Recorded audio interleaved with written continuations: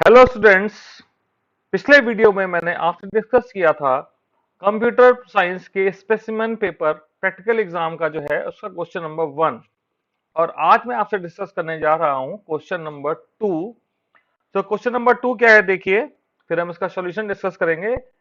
In this question we have to accept a sentence which is terminated by either these three characters only, and word is separated by the single blank space and is in lower case. After taking the input, we have to do this validity checks from the sentence, so that the sentence is terminated with these characters or not. This giving check the validity test for the terminating characters only. Then we have to arrange the words in the sentence according to the size of the words in ascending order. The words which are of equal length, जो same length के word रहेंगे उनके लिए क्या कहा गया है, first occurring comes first. जो जिस ऑर्डर में सेंटेंस में अकर हो रहा है, जिस ऑर्डर में आ रहा है वो उसी ऑर्डर में रहे। और फिर बोला है the sentence should begin with the capital letter in both the cases, that is input and output when you will display. तो इनपुटेड सेंटेंस जो है और आउटपुटेड सेंटेंस है, जो भी आउटपुट में डिस्प्ले कर रहे हैं वो दोनों कैपिटल लेटर से शुरू होने हैं, ये बात ध्यान रखेंगे। और यहां पे लिखा है कि दोनों सेंटेंस को सेपरेट लाइन में डिस्प्ले करना है। और अब आप देख सकते हैं इसका क्या है, इन सैंपल है। इनपुट में लिखा है the lines are printed in reverse order, this is the input, and output is the lines are printed in the reverse order, this is the original sentence but the first letter is in capital, and the output sentence which is in ascending order of length, यहाँ पे first letter capital से आया है। Let's discuss the program. तो कुछ basic बातें हर programme में रहती हैं। तो पहले हमने यूजर से इनपुट लगाना है, तो इंपोर्ट स्टेटमेंट का। फिर यहाँ हमने class question number 2 public static void में स्कैनर क्लास का object for taking input, and these are some required variable which is declared, so there is nothing much important in this. Now the sentence input, आप sentence का input ले रहे हैं, तो यहाँ पे मैसेज मैंने दिया enter sentence ended with question mark, full stop or exclamation. This statement is taking input, but in this statement what I have done, next line function is to read the sentence. ये sentence input कराएगा, and this two lower case function will convert the sentence in lower case. तो user ने अपर case sentence डाला है या lower case sentence डाला है, मैं उसको लोअर केस में कन्वर्ट कर ले रहा हूं। उसके बाद हमें क्वेश्चन के अकॉर्डिंग लास्ट कैरेक्टर को चेक करना है। तो लास्ट कैरेक्टर को चेक करने के लिए हमने लास्ट कैरेक्टर को एक्सट्रैक्ट करना पड़ेगा। तो ये स्टेटमेंट लास्ट कैरेक्टर को एक्सट्रैक्ट कर रहा है। पहला क्या किया, इसके लिए हमने लेंथ निकाली, सेंटेंस में कितने कैरेक्टर है, and last character is always at last index -1, so this is l -1, and caret function you must be knowing, everybody is knowing. caret function all come extract the characters from the given index. तो ये last index number पे जो character है उसको extract कर लेगा।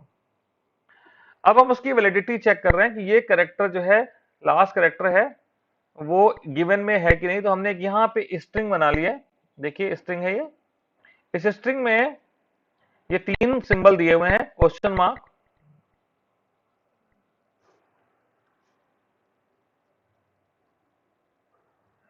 Exclamation and full stop. ये index number 0 पे है, ये 1 पे है, ये 2 पे है।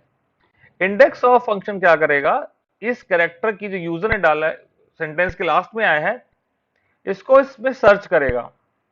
ठीक है, यहां सर्च कर रहा है, 0 1 2 सबसे कंपेयर करेगा। सपोज करिए कि एक्सक्लेमेशन साइन है, तो वैल्यू रिटर्न होके आएगी 1, और ये 1 इक्वल टू -1 फॉल्स हो गया, तो ये पार्ट जो है ये इस पार्ट स्किप कर जाएगा। ठीक है, और अगर सपोज करें लास्ट कैरेक्टर इन तीनों में से कुछ भी नहीं है, तो क्या होगा, इंडेक्स ऑफ फंक्शन क्या करता है, इंडेक्स ऑफ फंक्शन किसी कैरेक्टर को गिवन स्ट्रिंग में सर्च करेंगे, और अगर वो कैरेक्टर उस स्ट्रिंग में नहीं आता है तो रिटर्न करता है -1। तो अगर आपका लास्ट कैरेक्टर इन तीनों के सिवा कोई और है तो रिटर्न वैल्यू आएगी -1, और ये कंडीशन हो जाएगी सेटिस्फाई। इस कंडीशन के सेटिस्फाई होने के बाद ये आपका मैसेज जो ये system.out.println, ये मैसेज प्रिंट हो जाएगा इसके प्रिंटिंग के बाद next statement which is given is system dot exit zero. System dot exit zero क्या करेगा, ये स्टेटमेंट आज प्रोग्राम को टर्मिनेट कर देता है। System dot exit zero is to terminate the program if the input is invalid we will not go ahead. अब आपका इनपुट वैलिड है तो आपको इस सेंटेंस से वर्ड्स को सेपरेट करना है, अलग अलग एरे में डालना है। हमें अगर सॉर्ट करना है तो इस सेंटेंस के वर्ड को अल्फाबेटिकल ऑर्डर में लाने के लिए एक एरे में डालना पड़ेगा। तो एरे में डालने में हमें लास्ट कैरेक्टर जो है वो नहीं चाहिए, तो ये हम स्टेटमेंट कर रहे हैं, यहाँ पे हम इसका लास्ट कैरेक्टर को रिमूव कर रहे हैं। अभी हमने लास्ट कैरेक्टर को रीड करके सीएच में स्टोर किया था, रिमूव कैसे कर रहे हैं, सब इंडेक्स नंबर 0 से लेकर L-1 तक आपके कैरेक्टर रहते हैं। सब स्ट्रिंग फंक्शन क्या करता है, स्ट्रिंग के पार्ट को एक्सट्रैक्ट करता है 0 से लेकर जो भी गिवन है एंड इंडेक्स -1 तक। तो हमने एंड इंडेक्स में अगर L-1 दे दिया तो वो L-2 तक एक्सट्रैक्ट करेगा।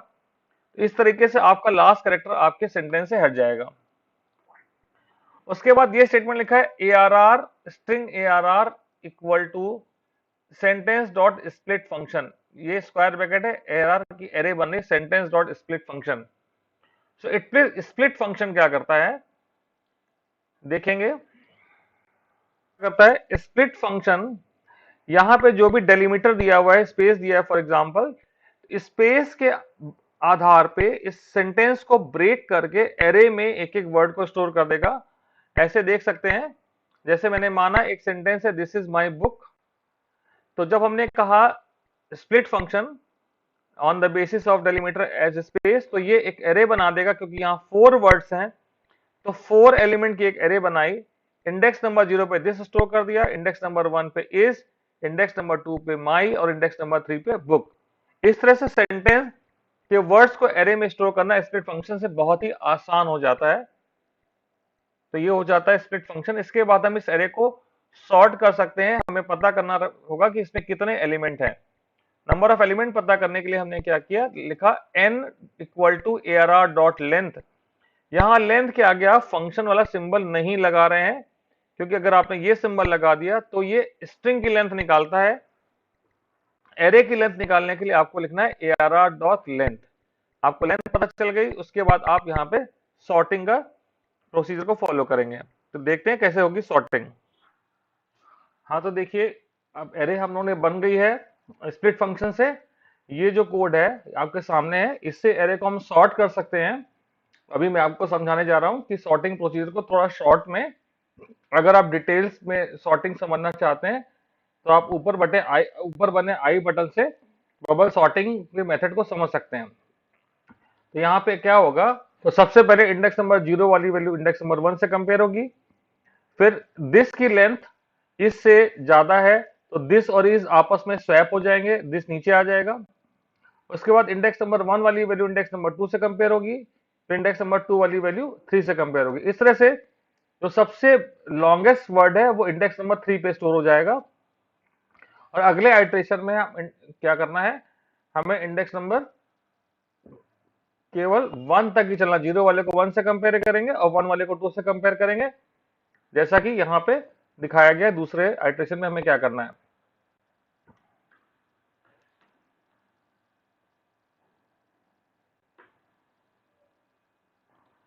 जैसा कि यहां दिखाया गया है, हमें दूसरे इटरेशन में 0 वाले को 1 से और 1 वाले को 2 से कंपेयर करना है।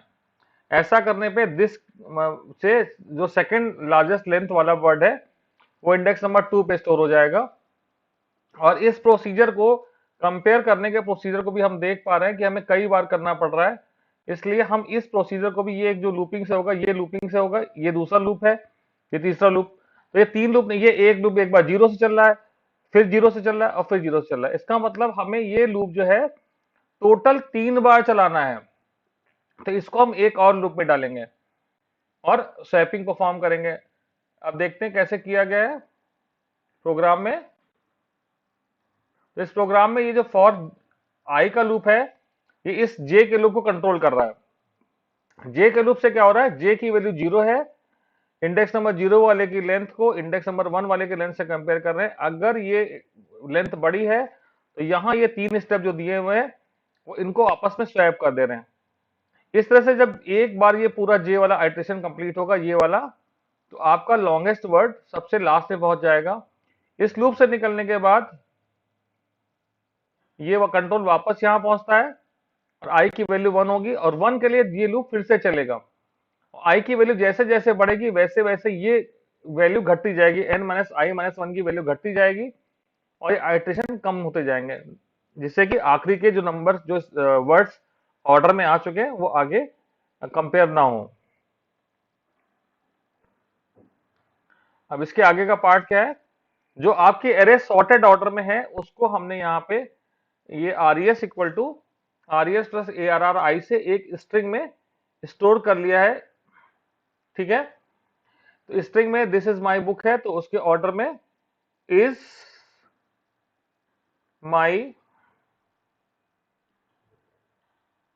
और this is my book, this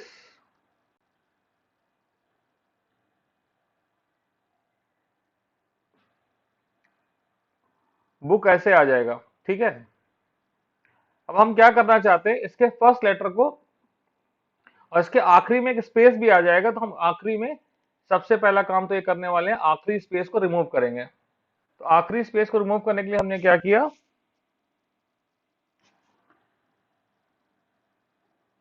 ये स्टेटमेंट लिखा है जो पहले भी यूज हो चुका है, सब string 0 comma length minus one से लेंथ माइनस टू तक आएगा।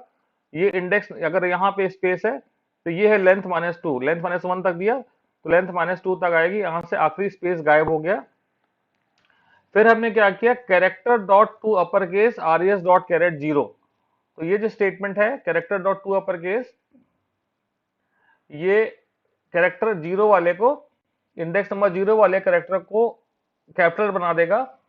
फिर उसके बाद लिखा R S dot substring one, तो इंडेक्स नंबर वन ऑनवर्ड, ये आई हो गया आपका कैपिटल, उसके बाद इंडेक्स नंबर वन, सबस्ट्रिंग में अगर आप केवल इंडेक्स नंबर देते हैं तो इतना हिस्सा आपका एक्सट्रैक्ट हो जाएगा। तो ये जो था स्पेस तो ऑलरेडी रिमूव हो चुका है, में जो आपने कैरेक्टर रिमूव कर दिया था वो कैरेक्टर ज्वाइन कर गया है। इसी तरह से सेंटेंस में भी हमें यही सेम काम करना है।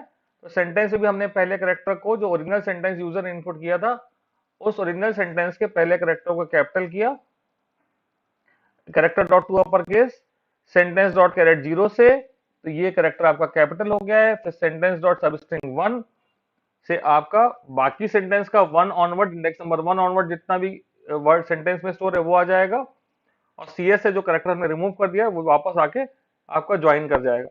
तो इस तरह से आपका दोनों सेंटेंस आपके बन जाएंगे। ठीक है, I hope so you have got understood this. So thank you very much for watching.